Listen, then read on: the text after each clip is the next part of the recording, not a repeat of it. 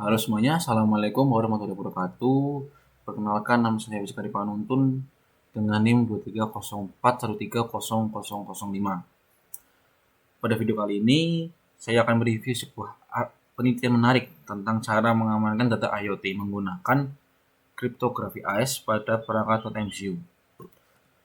Materi ini saya sampaikan berdasarkan pada review jurnal ilmiah yang berjudul Implementasi Kriptografi AES untuk keamanan pengiriman data Internet of Things menggunakan web service REST pada Node MCU yang ditulis oleh Afrizal Rizky Ramadan dan rekan-rekan yang diterbitkan dalam jurnal Systemic pada bulan Agustus tahun 2020. Penelitian ini dilatar belakangi oleh dua realita yang saling bertentangan.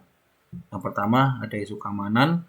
Teknologi IoT memberikan kemudahan pengiriman data secara real time. Namun, data ini sering dikirim tanpa pengamanan sehingga menjadi target empuk serangan cyber seperti penyadapan atau sniffing dan manipulasi data oleh pihak yang tidak bertanggung jawab. Dan yang kedua, ada keterbatasan sumber daya. Microcontroller Node MCU memiliki sumber daya CPU dan memori yang sangat terbatas. Perangkat kecil ini tidak mampu menjalankan sistem keamanan yang terlalu berat atau kompleks layaknya komputer desktop, sehingga diperlukan solusi enkripsi yang ringan. Berangkat dari kendala tersebut, muncul satu rumusan masalah utama, yaitu bagaimana caranya kita merancang algoritma kriptografi AES untuk mengamankan data pada arsitektur REST API menggunakan .mcu. Selain itu, penelitian ini juga bertujuan untuk menjawab apakah penerapan enkripsi tersebut tetap efisien dari segi waktu proses dan penggunaan memori, sehingga tidak menghambat kinerja microcontroller yang memiliki sumber daya terbatas. Untuk menjawab masalah tadi, penelitian ini menggunakan metode eksperimental dengan 3 aspek utama. Yang pertama ada perangkat keras, sistem yang dibangun menggunakan Node MCU sebagai otak utama dan sensor DHT11 untuk mengambil data suhu.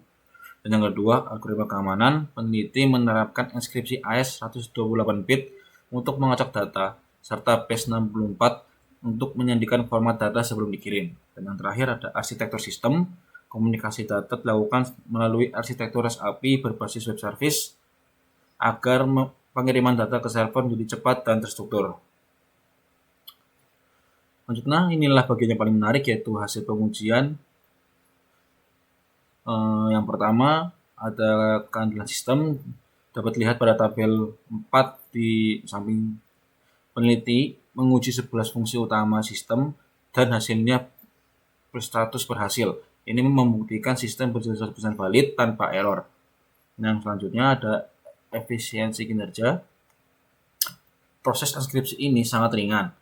Waktu prosesnya rata-rata hanya 0,005 detik dengan penggunaan memori di bawah 1%. Hal ini menunjukkan bahwa algoritma AES sangat ringan dan tidak membebani sumber daya microcontroller yang terbatas. Dan yang terakhir, bukti keamanan dapat dilihat pada gambar terminal di sebelah kanan. Terlihat jelas bahwa data suhu asli setelah diproses berubah menjadi kode acak atau ciphertext.